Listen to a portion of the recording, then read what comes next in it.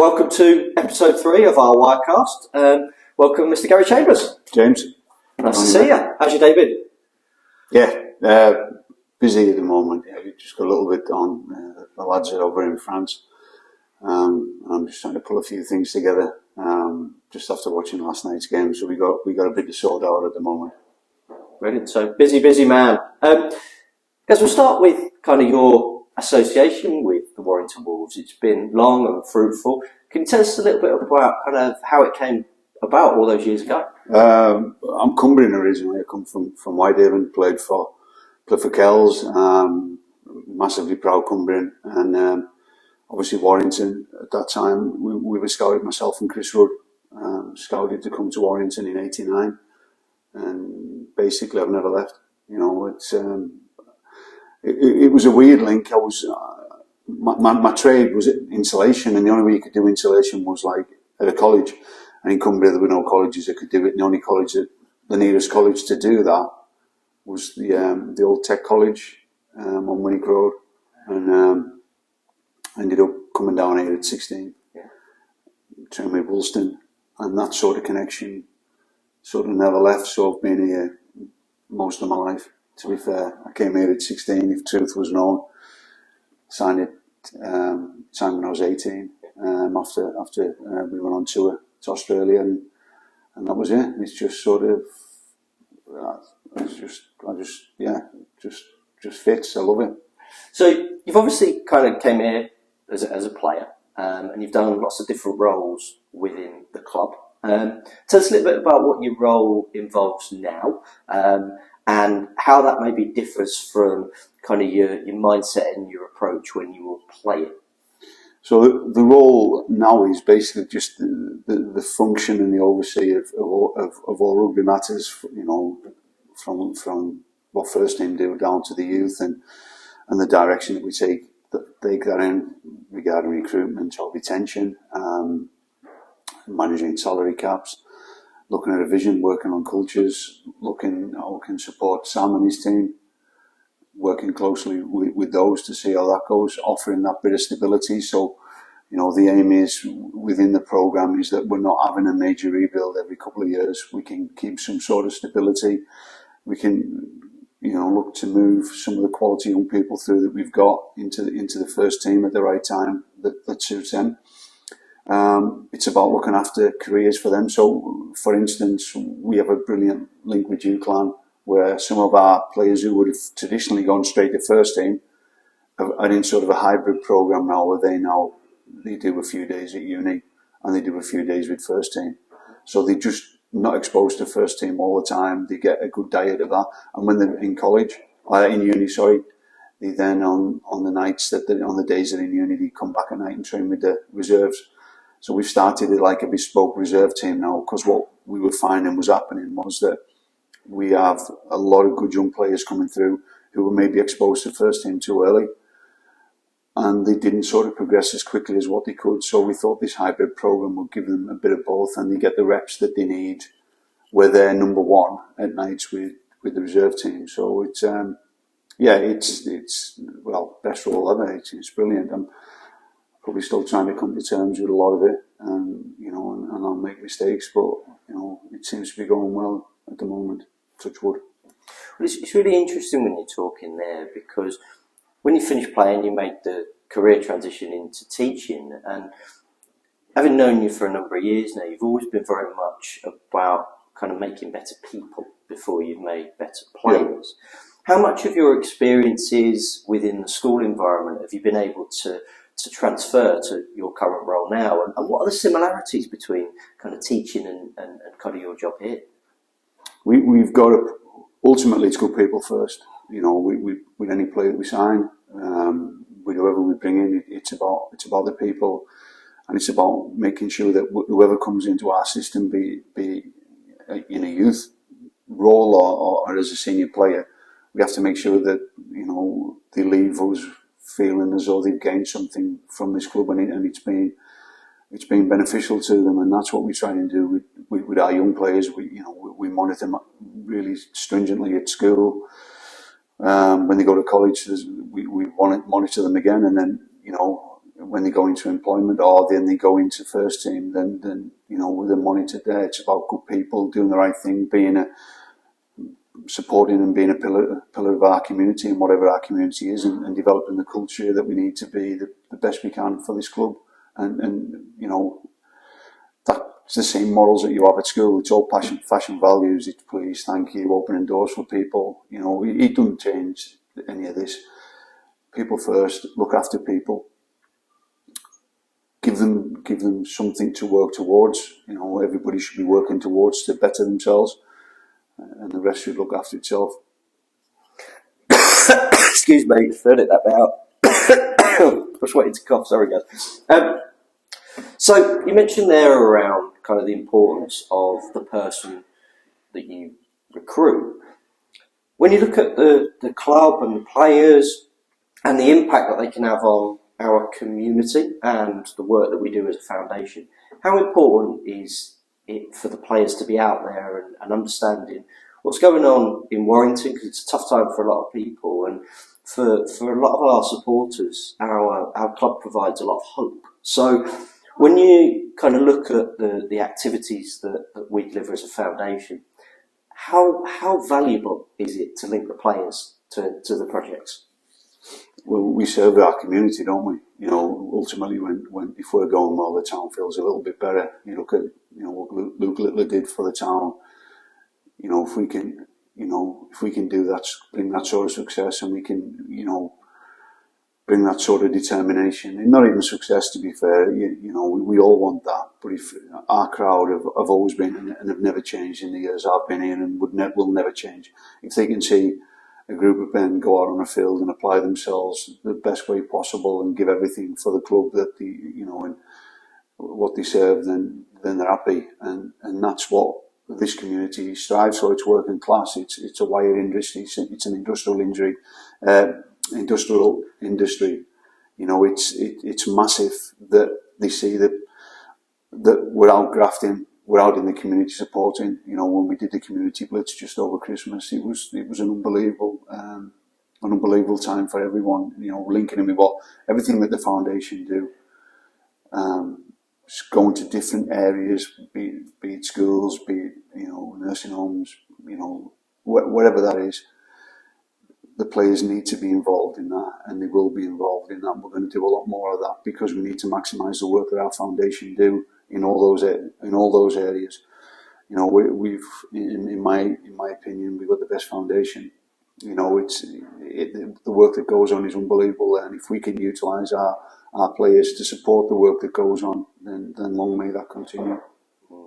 Thanks, Gaz. And I think when you talk about kind of the players and the values that you're instilling within the players, I think it's really, really important to make sure that players have got their own lived experiences in different kind of things, whether that be on a health project, whether that be on a disability project, get involved. So how does the process work in terms of kind of your relationship with those players and building up kind of a knowledge base of what's affected them in their lives? Is that something you do, or is it a team effort? It's a team effort. I mean, Carly's very good with them from a welfare point of view, and he understands what every player needs and what they've gone through, and you know, he has meetings with them to support them, making sure that, you know, I think it's important to remember with professional athletes, and especially, you know, we speak about it in rugby league. You know, people say rugby players. They're not rugby players. If we're going to break it down, the people who play rugby, you know, they have emotions and they hurt the same as everybody else. They get, you know, everybody says, "Oh, rugby players." No, they're people first who play rugby, and we have to look after them that way.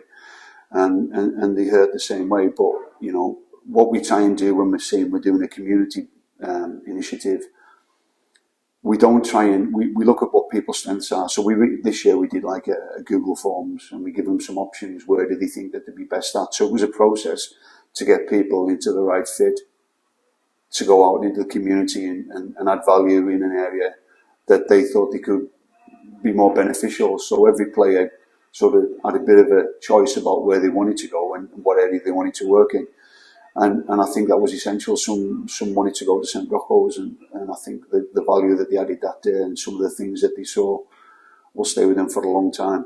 I know there was a guy there who called Sam over, and he was really ill. He was really ill, and it made a lasting impression on Sam when he went in there. You know, this guy was significantly ill, and the way he spoke to Sam, and you know, and said what this town needs, and you know, you can't buy that sort of thing from the brave people that offer advice at times like that.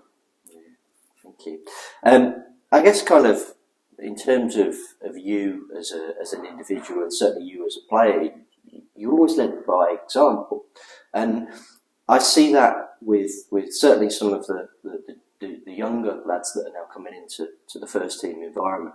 How important is that persona, that personality of those players, and the manners and the respect they show around this club? Is that something that you've driven, or something that kind of is something that is kind of created? How's that worked? It's a difficult one. Yeah, that's what you want from your players all the time, and we do drive it, and it is driven.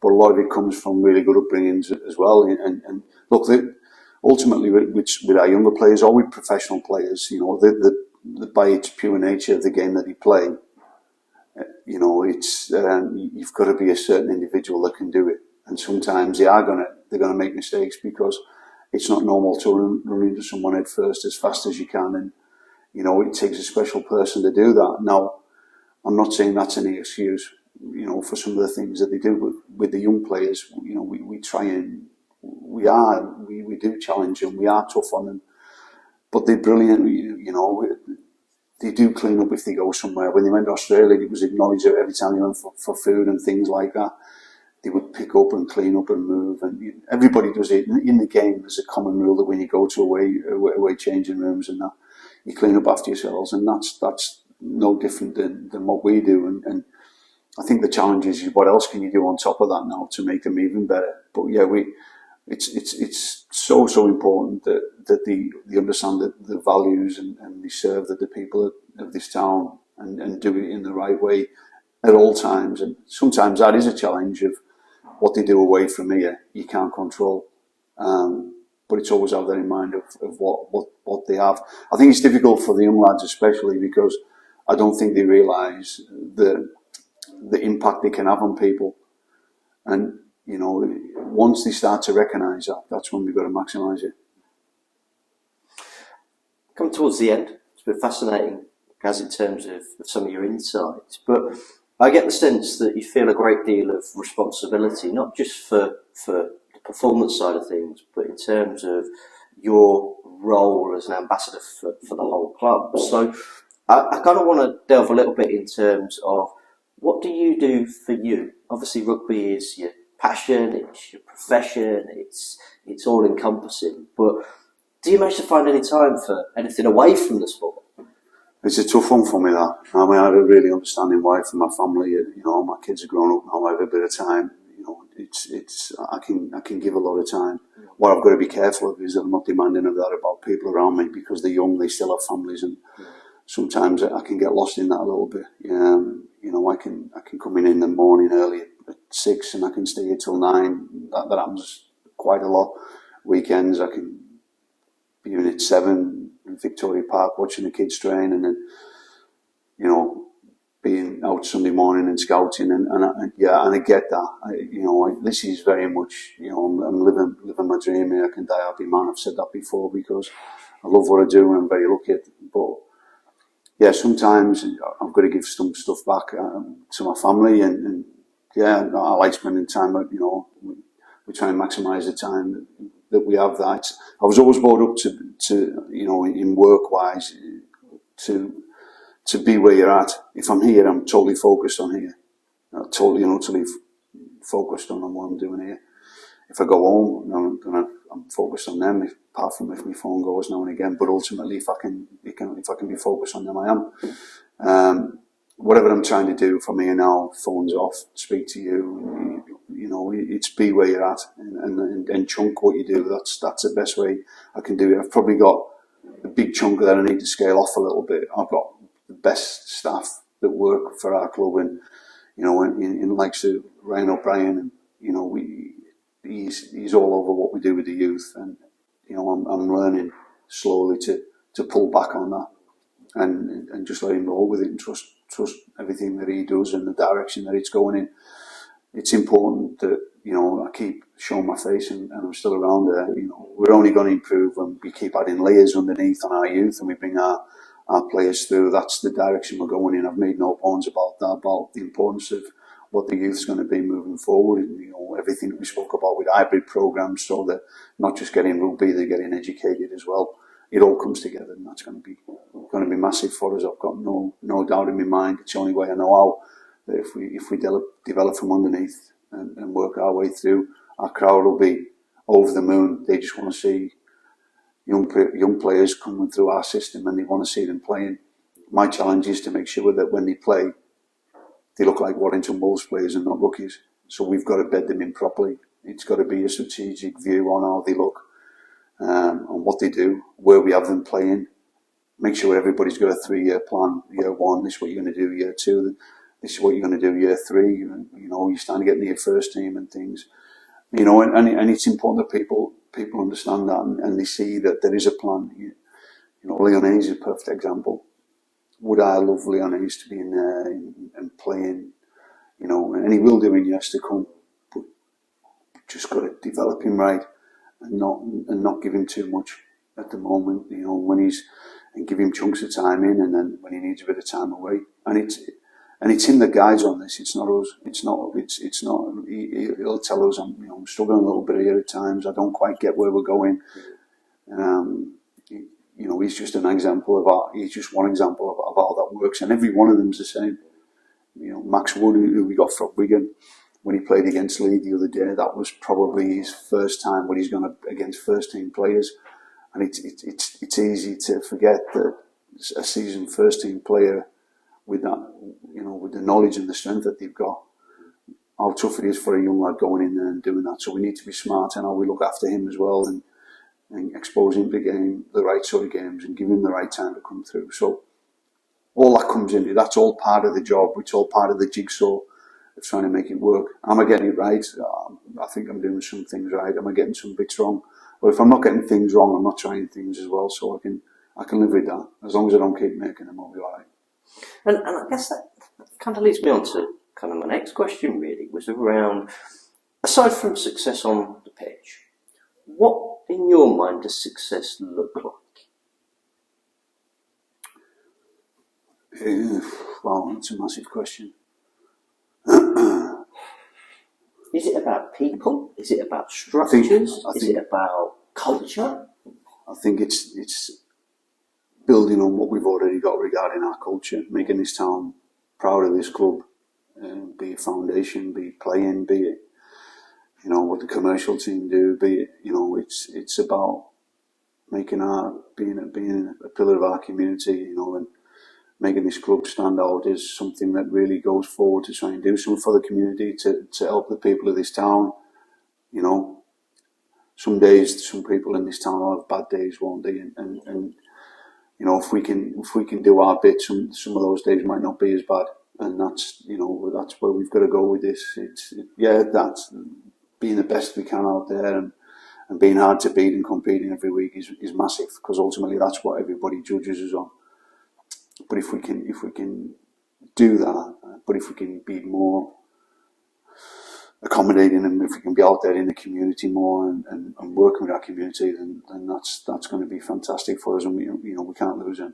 Yeah. And you're right in that actually that first experience of the sport is vitally important, because if we can hook them in at the early stages, so obviously the foundation guys going out into primary schools and really spreading the word.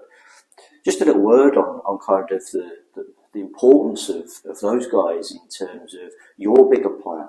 How valuable are they to this club and to the performance pathway?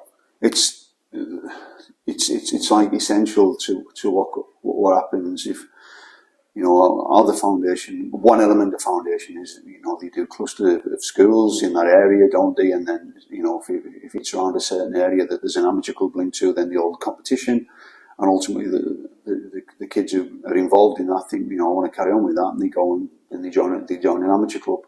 We strengthen our amateur clubs. I'm adamant that we need to look after our amateur clubs in any way we can. Like last year, what we did was we'd send our academy and reserve players back to play amateur. We're probably one of the only clubs that did that in the country, because the amateur game is massive. The amateur game is, they form the backbone of everything we do. The amateur game in this town, they're the biggest youth clubs in the town, aren't they? Everybody that goes through there, and we've got to keep topping up. We can't just keep taking. We just can't take things off them, because ultimately we won't stay there. We've got to look after them, and we've got to try and give back. And how do we give back? Well, we get more players coming through the junior ranks and keeping them playing. And the challenge is that when you get to that, 16 is a real formative age, isn't it? It's where you want to make decisions in life, and sometimes that's where the drop off is. And we need more under 18 teams, because that's a measure to me. If we've got under 18 teams playing, we've done something right. They've kept on going through the system. So yeah, it's key to us. Brilliant. And thanks for your time today. Lovely. Easy. Thanks very much. James. Thanks, man. Easy.